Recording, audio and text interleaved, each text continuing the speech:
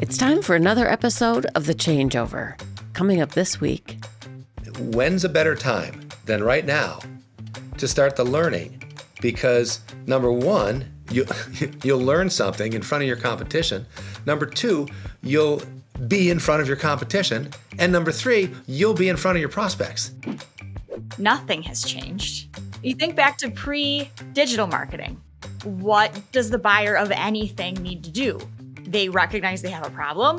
They go and find things that can help them with their problem. They learn about it, and then they figure out how to buy it. Like, that is still the case. It's just that as technology evolves, the places they're doing each of those pieces in are changing. It was interesting to hear them talk about loop marketing. So they took attract, engage, delight, which was the framework for so many years of HubSpot's, and now introduce this new framework called loop marketing to help us organize how we really do the marketing work. Every day there's another AI tool that somebody's like, you gotta try this. Some people get excited by that. I get overwhelmed by that. HubSpot is on top of this, and they've upped their AI game, and now I don't have to leave HubSpot to do all my marketing.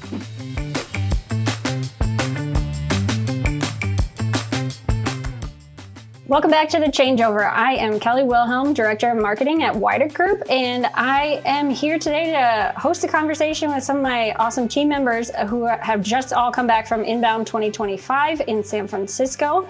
Our team, various members of our team have been attending Inbound since the beginning, 12 years ago. So it's changed every year, and every year we try to bring back insights to our B2B audience. And so today I've got Greg Linnemanstons, Chelsea Drusch, and Nicole Mertes with me, and we're just going to dive right in.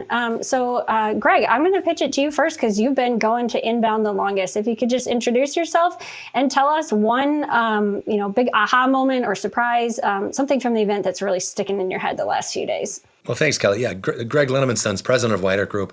I went to my first Inbound in 2012.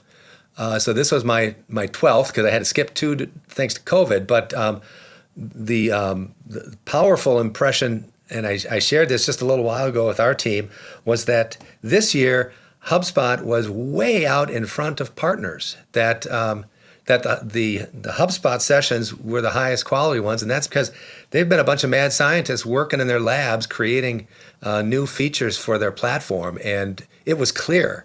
Some of them were just launching betas the week of Inbound. So it was an immediacy. There was energy everywhere. So that was the big impression. The other one is that, and this is no surprise. So you asked for surprise, and this isn't a surprise. It's AI is changing everything. It's not just changing how we work. It's changing how buyers behave. It's changing a lot of the ways that we have to think about how we do our jobs and approach strategy for ourselves and for our clients. So it was a big deal. It's given us a ton to chew on. I'll jump in. I'm Chelsea Drusch, the Director of Client Strategy here at Wider, and I've been Inbound half a dozen times here as well over the years. And I would say the way Greg described all of the product updates and the way HubSpot is ahead of partners today was the most exciting thing for me, in that we always get this fire hose of product updates from HubSpot every year. It's usually just overwhelming and stressful. And it's just crazy. Like, how are we possibly going to keep up drinking from that fire hose? This was the first time in a long time that their product updates were very exciting to me, and they felt like I understood how we would use them. So that was very interesting. We also heard a lot of things that align with what we're doing for our clients. So that was really great affirmation for us as Wider Group to know that the things we're working on and the things we're evolving on our end for how we offer solutions and services align with where they're going as well. Yeah, the irony there, Chelsea, I think is it was the most product updates I think they've ever announced, but the fact that it felt useful and helpful, is a little ironic, but also really good. Like, it was really thematic, really tied together. So with that, I'm going to pitch it to Nicole. Give us your big moments from the event. So I'm Nicole Mertes, VP of Sales and Marketing at Wider Group, and I've been here for almost 11 years. So I don't know how many inbounds I've been to, but I think most of those years, minus the COVID years. I think this year, absolutely, the theme was AI. And there were 200 plus product updates that came out at inbound time, which, like you had said, Chelsea, Greg, so many updates. The most exciting thing for me, though, was it was interesting to hear them talk about loop marketing. So they took attract, engage, delight, which was the framework for so many years of HubSpot's, and now introduced this new framework called loop marketing to help us organize how we really do the marketing work, what the marketing operations look like in today's world of hybrid teams of humans and AI. And that's really what loop marketing was all about. So we can talk about that later. But that was my big takeaway from the conference.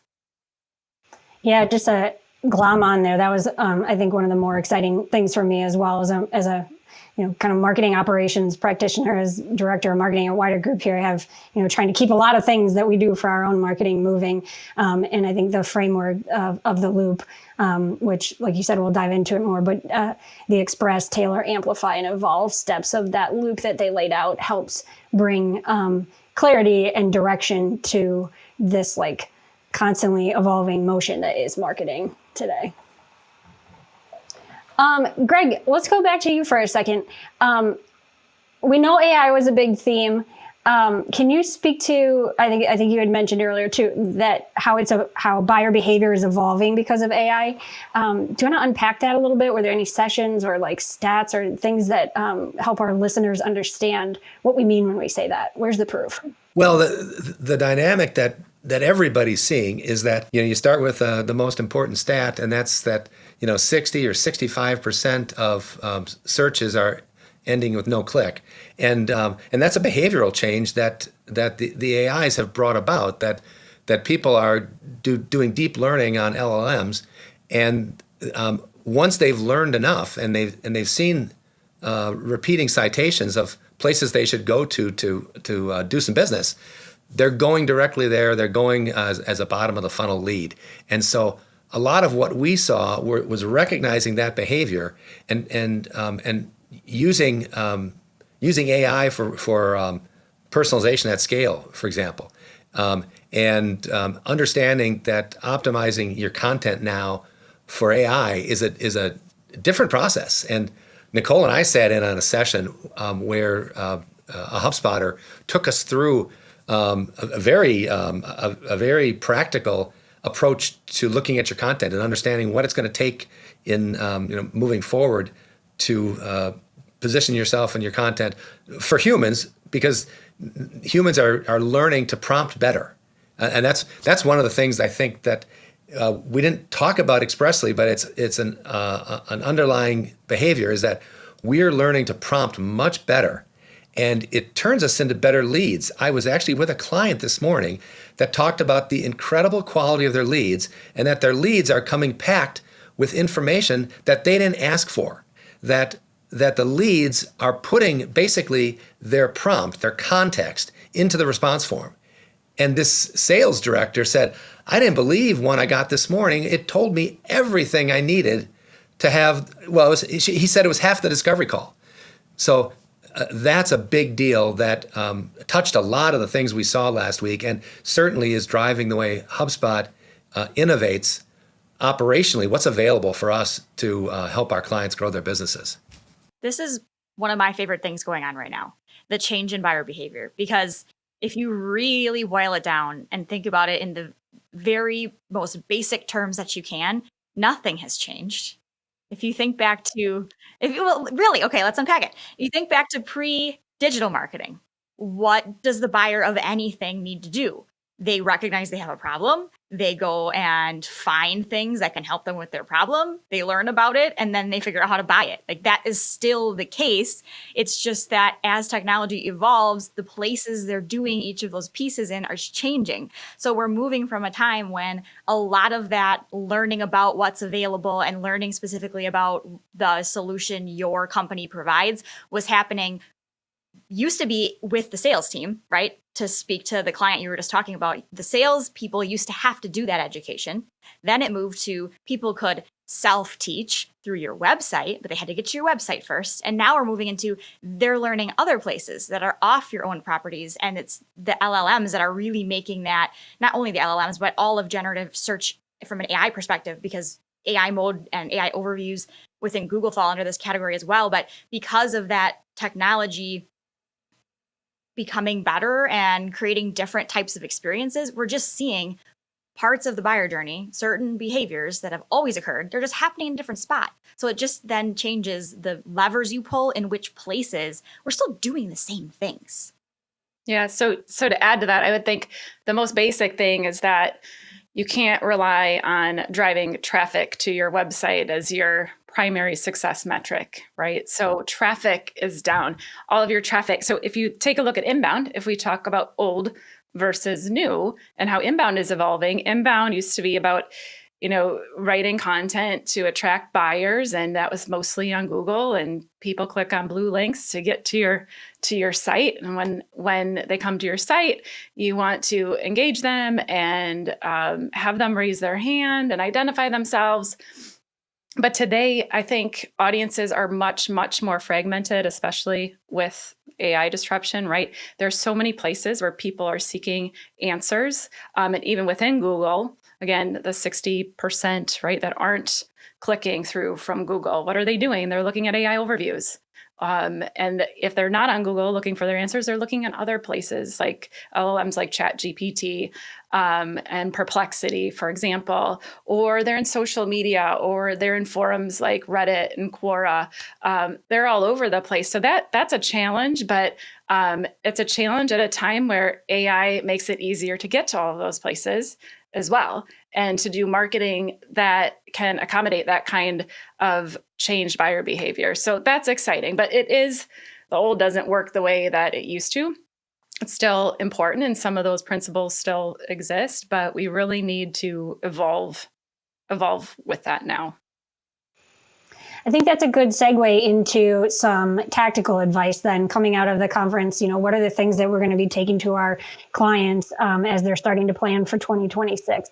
So maybe Chelsea, I'll start with you because I know you've been deep in the weeds on some audience research stuff, which we did an episode about recently, and you're deep in the weeds on how do we activate this whole search visibility concept for wider group, which we also have an episode coming out about because you were talking to Dale Bertrand recently about that whole concept. But maybe if you could kind of break it down for our audience of coming out of inbound and coming out of all this research that we've been doing ourselves, what are some really tactical pieces of advice that you'd give to our clients and our audience as they're starting to plan for next year?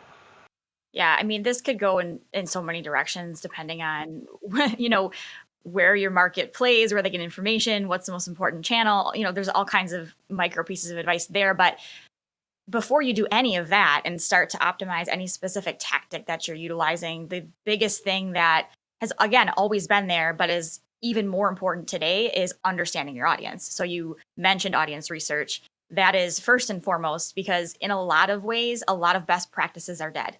Like we used to have the inbound marketing playbook that you could pretty much paste onto any business and any audience, and you'd be able to attract at the top of the funnel, educate them, convert them with something more valuable, and then nurture them with emails till they were ready to buy. Like that used to apply everywhere. And because of what Nicole was talking to earlier about the fragmentation of all the places people can seek information today, it's all over the place and different from business to business, market to market. So the first step in order to even put any strategy together is to really understand your audience. And there's lots of ways to do that. There's your internal knowledge from the people who are customer facing all the time and interface and have those conversations, and the history you've had with experiences you've had with those customers. There's also talking directly to those customers. There's all kinds of rich data in your CRM history, in your web analytics.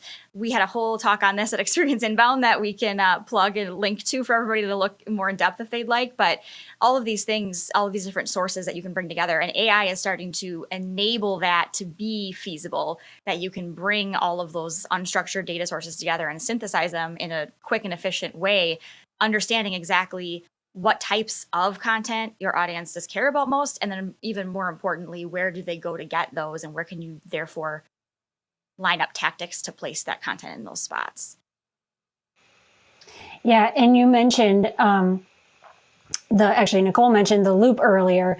I think combining your knowledge, your deep knowledge of your audience with the loop framework to help activate some of that. And another big theme that we didn't really touch on so much yet was the idea of a hybrid team. The marketing teams of the future are this hybrid AI and humans working together. And I think Dharmesh described it as U to the power of AI, right? Maybe we pivot there and help people understand a little bit of what that framework looks like. Nicole or Greg, do you want to talk through that a little bit? Loop marketing. So can't really show this if you're listening. It looks like an infinity loop. We have first, you mentioned there's 4 different parts of this, right? Number 1 is express. And that's about expressing who you are, who your brand is, what your story is. And it's about your audience too, who your customers are. So really, I know HubSpot talked a lot about when they explained express, it was style guides, and really understanding your point of differentiation and understanding, I think voice of the customer is really important to understand who you are too, and figuring out how you're going to express who you are. Then you move down to tailor, and tailor is all about tailoring your approach. And this is where all of that personalization comes into play, right? So you can make all your interactions much more personal with that, all that kind of data that Chelsea mentioned, unstructured data. We've talked a lot about and used a lot of structured data in the past, like personalization tokens, right? Like, hi name, hi Chelsea. And now we can take that so much further with AI, with unstructured data, things like call notes and meeting notes and different things that we haven't really tapped into before that contains so much information and so much data to create context. So personalizing it and tailor, and then amplifying it is next, amplify. So that's really reaching everyone in all of the places that they are in creative ways. And then fourth, evolving. So evolving in real time. So we used to talk about evolve in terms of track, analyze, and adjust. This is not a new concept. I would just say you are doing that in real time. And that's the difference with this loop is everything that you're doing, there's constant iterations that feed the loop and you go through it all over again. So those are the 4 different parts of loop marketing. And we talked a lot, there was a lot of sessions at the conference about how there are so many HubSpot tools designed to help you in each one of those parts. And all of them include this collaborative hybrid team approach of use humans and AI together to do the best in each one of these different parts of express, tailor, amplify, and evolve. So I may not have done the best job at explaining that because it's still new and still digesting. So feel free, Greg, Chelsea, Kelly, to chime in if you have any other thoughts. You did a great job, Nicole. I'll just say, to add to that, I'm most excited about putting to the forefront the evolve step and attaching, whether it's urgency, immediacy, or just get going with it as an attitude. I was just pitching some ideas to a client a couple hours ago, and he started to push back on some of the advice and said, we're not quite in a resource position. And I said, when's a better time than right now to start the learning? Because number 1, you'll learn something in front of your competition. Number 2, you'll be in front of your competition. And number 3, you'll be in front of your prospects. And so this idea that the learning starts today and the trying starts today, and the instant evolution that when something didn't work pro or con exactly as you thought, you're going to modify, and you're going to alter the message, alter the way you're personalizing. We're going to keep trying, and that's an exciting place to be. We still aren't in a place where attribution is going to be a whole lot of help for us. We're going to have to trust our judgment and trust the needles that we can measure and see when we're moving them. But it's a very exciting time to be in the position that we're in and to be advocating for our clients on getting off the bench, getting the game. This is an exciting game that we're in today. And so I'm excited to talk to people about it. Yeah, I really liked the hybrid team concept that was a theme at Inbound and it ties in so well with HubSpot, obviously, like selfishly, right? Like they've rolled out all these AI tools. But aside from being, obviously self-promotional, I found it a relief somewhat as a marketer. It reminded me of like 10 years ago when I started as an inbound marketer, the idea that, oh my gosh, there's a platform like HubSpot who can do all of this like end-to-end customer journey stuff inside one platform, right? And I feel like the last couple of years as we've been experimenting with AI and it's like, shiny object syndrome every week, every day, there's another AI tool that somebody's like, you got to try this. And for me personally, that's overwhelming. Like some people get excited by that. I get overwhelmed by that. And so as a marketing operations professional, I found it to be a very hopeful message, a very calming, reassuring message that like HubSpot is on top of this and they've upped their AI game. And now I don't have to leave HubSpot to do all my marketing, stuff and still take advantage of AI because we know that we need AI as a teammate to succeed in today's world. Like we can't afford to take 2 months to create and launch a campaign and then a month to look at results anymore. That's not how the world works. That's not how buyers' expectations work today. And so I was excited by the loop and all the tools that they rolled out, to go along with it to help you accelerate your marketing along all those stages of the loop. Yeah, and it's cool that, when you talk about using the HubSpot platform it's possible to do everything that you need from the platform and to know that the LLMs are learning from what's on your platform. They're learning from our unstructured data about our clients and to be able to get that message to our clients and to tell them that, all those assets you have, all you've put into your CRM, all the meetings you've captured, all that's all now part of what the LLMs will be learning from and being a good assistant for you. And that just opens up all these new doors that people can be considering productive activity with. Yeah, and not just scare people too, just on like a privacy standpoint there. Like there is a HubSpot ChatGPT connector, there's a HubSpot Claude connector. So like you can connect those things, but you can also now use like HubSpot's Breeze tools, right, inside your platform. So you don't have to worry about sending that data elsewhere. I was just going to say there was one stat that I recall that 80% of human data is unstructured. There's, like you said, Greg, there's so many assets that companies have that aren't even being utilized. And think about the power behind all of that data that you haven't even tapped into yet. And in terms of being inside the portal, you're right. There's so much you can do within HubSpot. So much has been updated over the past year. You can create agents in HubSpot, right? And there are some built in, it was the big three were the prospecting agent for business development. There's the customer agent, which is like a concierge, and there's a data agent. And there are other tools and agents and assistants all built into HubSpot, and you can use it's called Breeze Studio to customize and create some of your own. So that seemed really exciting to me. We mentioned the connectors. I thought about that too, how much you can really do within the portal. I think it's the hyper personalization at scale for me that everyone was talking about. And I don't think we had a great idea of exactly how to execute that.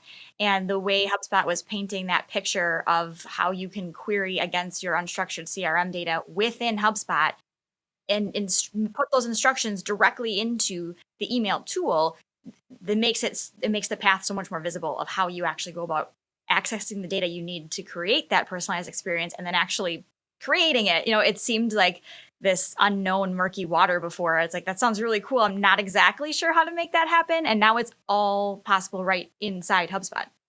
A lot of exciting things from HubSpot. I think this was a year too of not only did they have all these product updates, but going to HubSpot sessions from sessions led by their marketing team were just amazing. They really did provide the playbook, share how they've experimented over the last year and the results that came out of it. So they've done a lot of really great work. It's always great to hear from HubSpotters about how they do their own marketing, because they really take this evolve to heart, right? They're testing all the time and iterating and learning. And it was great that they were able to share with us some examples of how they do that hyper personalization, whether it's in emails or as you're working on web pages and content, how you optimize your content, what you write, what you create for AI. And they've been doing a lot of really good things. And there were some really exciting sessions where they shared some of those playbooks with us. And it was so much to learn and so much that they've done in a year. Okay, so we've covered a lot of ground. We've talked about 218 product updates, or alluded to them. And shameless plug, we are going to be having a HubSpot user group on September 24th that is virtual. So if anybody wants to unpack some more of those updates, specifically of the HubSpot tools, we will be doing that. We'll put the link in the show notes to sign up for that. We've also touched on changing buyer behavior. We've touched on AI quite a bit. We've touched on agents, audience research, lots of things. So to wrap up, let's bring it back to if each of you could provide one concrete action steps that our listeners should take starting now, as they're working on annual plans and Q4, wanting to end the year strong. What's your one action item that you think they should take? Chelsea, why don't you start? Yeah, I would say for sure you have to adapt your content to be discoverable by generative search engines. You have to run some sort of audit and figure out where your audience is playing today and where the highest quality traffic is coming from today, because we heard a lot about the 4x quality measurement coming out of referral traffic that comes from an LLM like ChatGPT rather than coming straight from Google, much higher quality traffic. So figuring out where those places are for your audience and then optimizing your existing content and understanding what new content needs to be created so that you don't have any visibility gaps when people are prompting those generative search engines for things that are relevant to your offerings. I would certainly run some sort of search visibility audit. We have an offering for that if you need help. Another shameless plug. I'm okay with that. Greg, do you want to go next? Sure. I think, and this applies especially to company leaders, you got to be a change agent that recognizes you've got to build out a hybrid team, and that starts with a mentality that says the only way you're going to succeed going forward is by deploying the power of AI in partnership with your human team, and look at AI not as a way to be more efficient, but look at it as a way to do more and to do better. And your team's got to embrace that philosophy of learning, in this case, what's available on the platform, the HubSpot platform, and what's available through Breeze Assistance. That's a new capability set. HubSpot's building a lot of things, and they're giving us the ability to build things to make our sales and marketing and customer service and marketing ops, all of our people able to do more. And so you got to challenge, you got to push, you got to set them up that now is the time. And it doesn't have to be a scary time. It's for us, it's a really exciting time. And that's what I would tell everybody to lead with and lean into. Last but not least, Nicole, what's your one action step that you want to leave people with? I think those two are really good. I agree with them, very much agree with them. I think I can tie them together because I think if you do an AEO audit, right, and focus on search visibility for your company, and you're building this hybrid team, I would start to get really comfortable with the loop marketing framework and how you actually execute once you've done those things, right? So how can you apply that framework for your campaigns and your marketing efforts to succeed in today's world? And there actually is quite a bit out there, videos, a web page all about loop marketing, lots of content out there to digest already. But that would be my advice.